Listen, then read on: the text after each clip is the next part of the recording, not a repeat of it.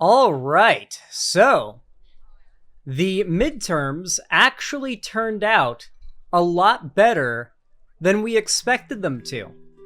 For those of you guys who have not been keeping up with American politics for the last, 6 months or so, let's just say things haven't exactly been looking very good for the Democrats. One of the biggest problems has been that the election of Biden very quickly resulted in the average left-wing person just kind of going back to brunch.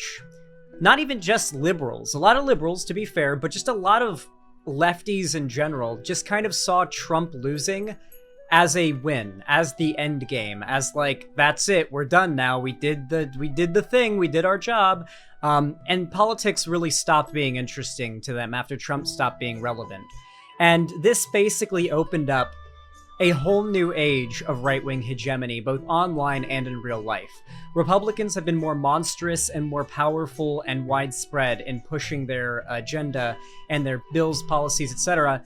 than ever lately. They have been attacking human rights more than ever lately, and we're really threatened right now to see nearly 30 years worth of progressive work in America undone with just one single Republican administration. Obviously, Roe v. Wade is gone, I believe.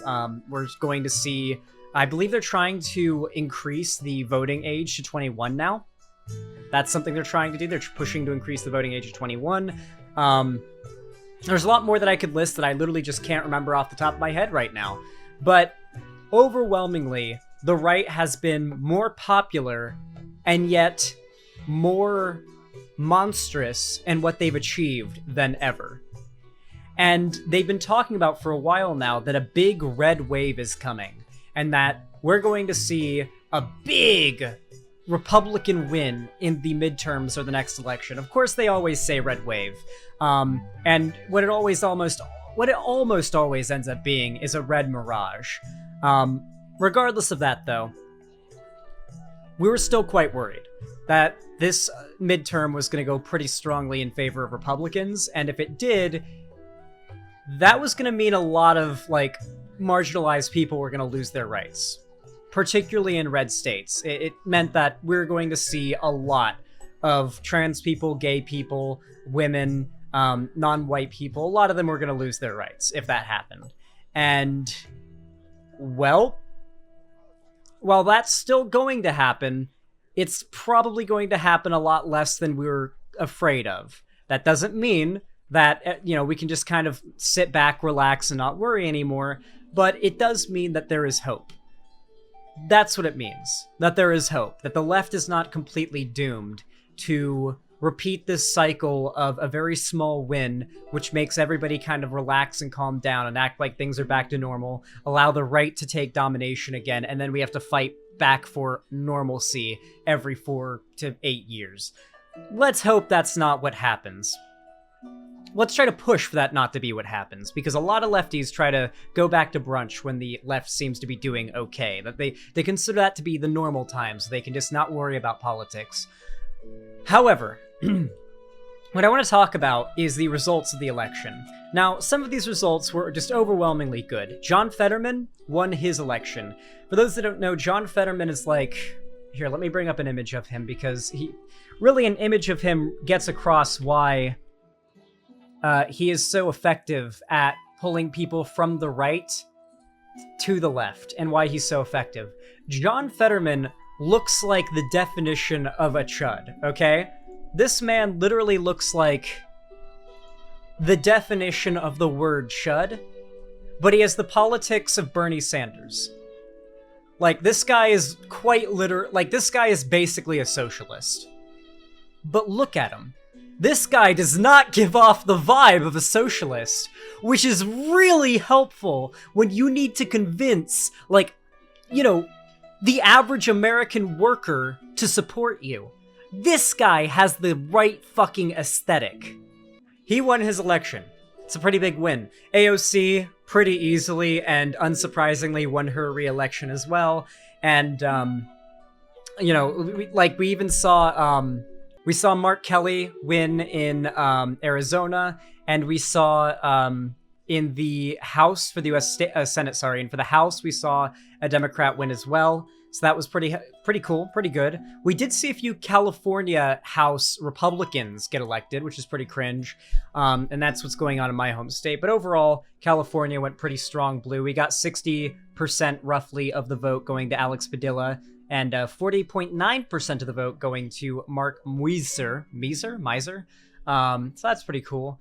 And in Florida, you could, as you can imagine, Marco Rubio got 57.7% of the vote. That's actually less than I thought, if I'm being honest. Like, Marco Rubio only getting 57% is a little bit surprising, but then again, you have to remember, most of the population of any state is in cities, and most people in cities are better educated, which makes them vote more Democrat. So there's really not... Yeah, I guess that's not too surprising, I guess. The one that I want to talk about most is the Boebert versus Friesch one. Lauren Boebert lost by, like... apparently it's too close to call, but it looks like Lauren Boebert, if she is to lose, will lose by just barely. And if she wins, will win by just barely. That's the particular part of this midterm I want to talk about the most. For those of you that aren't aware, Lauren Boebert is an open fascist. She is possibly the most deranged and insane of all of, like, the Trump orbiter Republicans.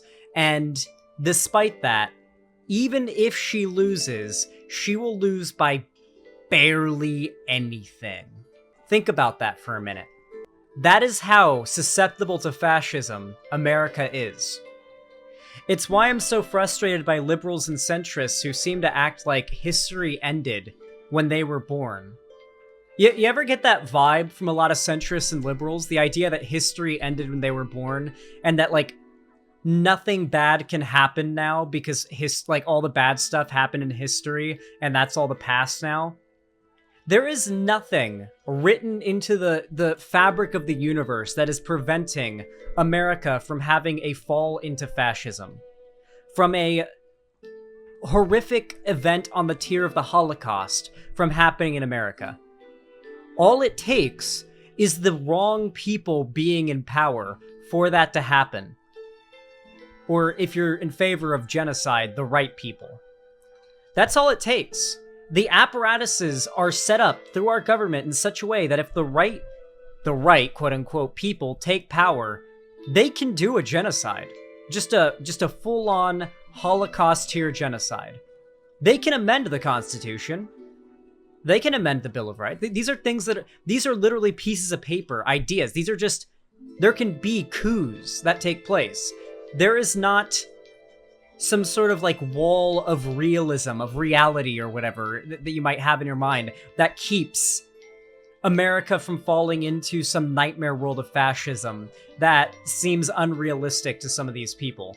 It is a reality that can happen if it is not fought against. The natural state of this country is not democracy and freedom and happiness and freedom of speech and everything is all peachy keen. People have to fight to achieve that. And there are always bad people fighting to undo what good people have fought for. It is not just like there isn't like some sort of natural block of like, no, we're not going to regress anywhere past this point. Don't worry, guys. We can only go forward from here. No, if we just give up and stop being politically active, we can totally regress literally hundreds of years back, socially speaking, if the right people take power. The fight for progression in a society is never ending. It is literally never ending. I'm sorry. I know that, like, what everybody wants to hear and believe is that it's like this, oh, it's one and done type thing, right? All the bigots are gone. No. There will always be people who try to turn their personal problems into everybody else's problem. And that extends to people who just hate minorities. Sorry, but that's just how it is. That's just how it is. One thing I am excited about, though, is that the Republican Party is no doubt going to... Hi, Luna. Hello, my little daughter. Hello, my little child. Look at this. Look at this. Look at this child. one thing I am really excited about is that the Republican Party is, without a doubt, going to sunder itself to pieces in the coming future when it comes to Trump versus DeSantis. I'm telling you guys, keep an eye out for that stuff. It is going to be glorious. Trump is going to announce his run. DeSantis is going to run. And they're going to run against each other in the primaries. And it is going to be glorious. Can you imagine a competent fascist like DeSantis going after a people pleaser like Trump? Like, it very well may turn out that to get the crowds pleased, Trump starts pushing more left-wing ideas just for the meme. He won't actually mean any of it, but he might just do it for the meme.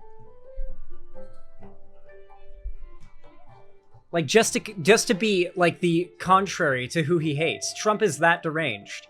He is literally just obsessed with pleasing people and being like a yes man to his fan base and making them happy and hearing the applause and the claps and the, oh, Trump, we love you. Trump, you're the greatest. Oh, Trump, please have sex with my wife.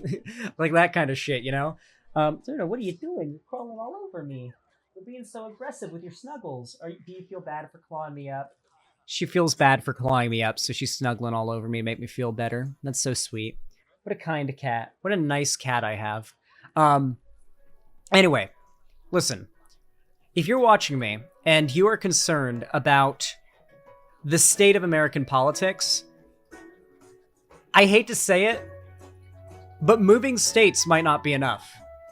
The Republicans taking control of the Senate, the House, if this happens, if the Republicans take control of the Senate, the House, the presidency, and they already have the Supreme Court, they pretty much have the House now. They may take the Senate, but it looks like we have the Senate.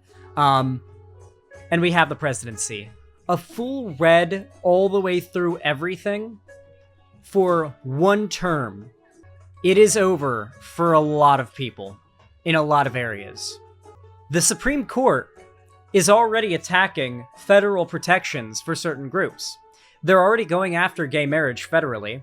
It is very possible that in the next couple years, gay marriage in America, federally protected, is going to be a thing of the past.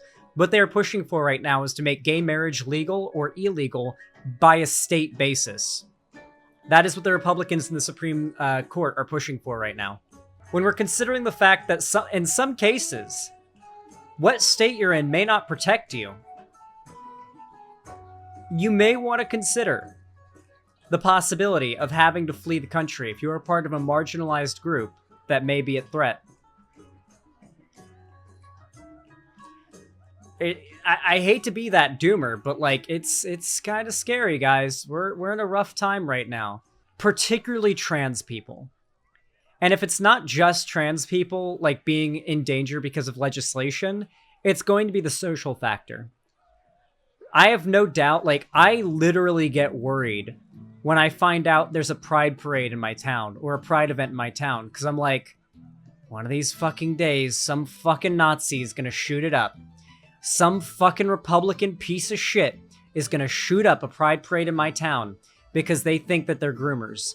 Just the other day, on Twitter, I saw a post where some people that were literally just blocks away from, like, where I get my weed every week, blocks away from my dispensary, they were holding up signs that said, "We're here to trigger groomers. Gays are groomers," like anti-LGBT signs to protest the Pride Week they were doing here in Palm Springs. Like, that is when they're willing to come to Palm Springs, the gay town, to hold up those signs. You know they're feeling brave enough to start attacking people in the street, to start killing people and shooting up events. They believe that trans people are groomers trying to molest their children. What do parents want to do to groomers that want to molest their children? Or to who they think are groomers that want to molest their children?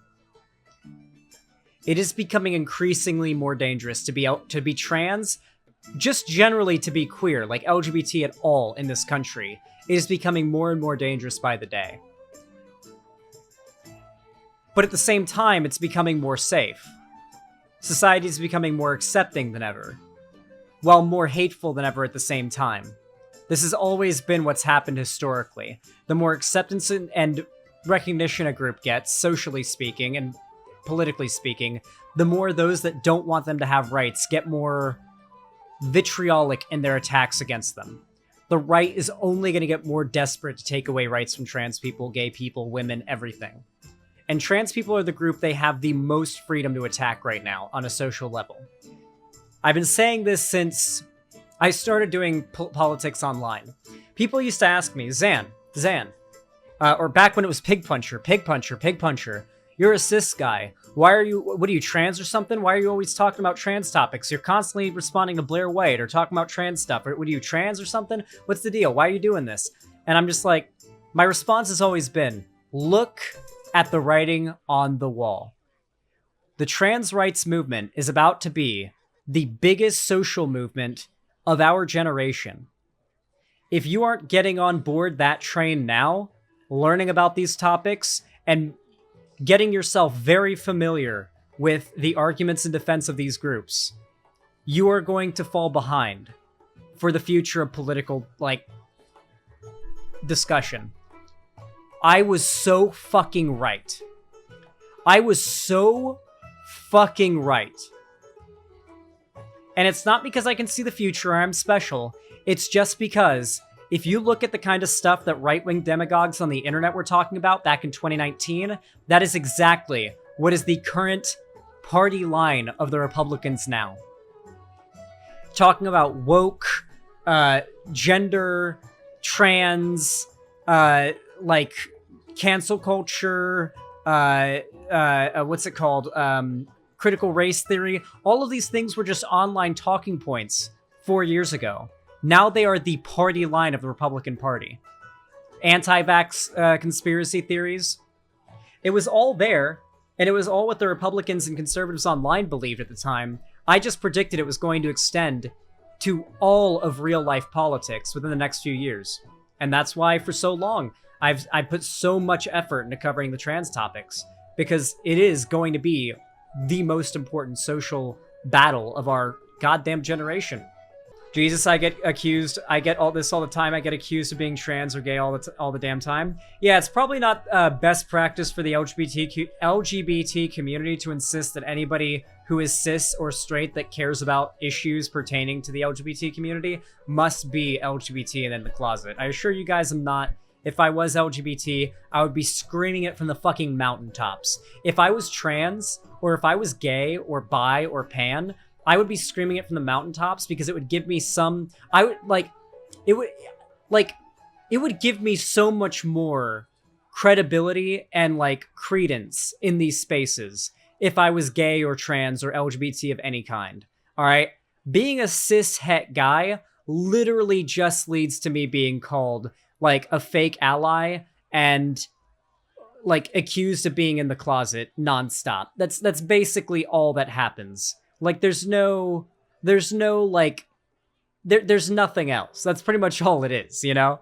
It's probably, or you get called a chaser or something too. Yeah, it's not exactly, the left doesn't exactly treat or respond to people that are not part of a marginalized group, caring about those issues very well. They can kind of act cringe about that.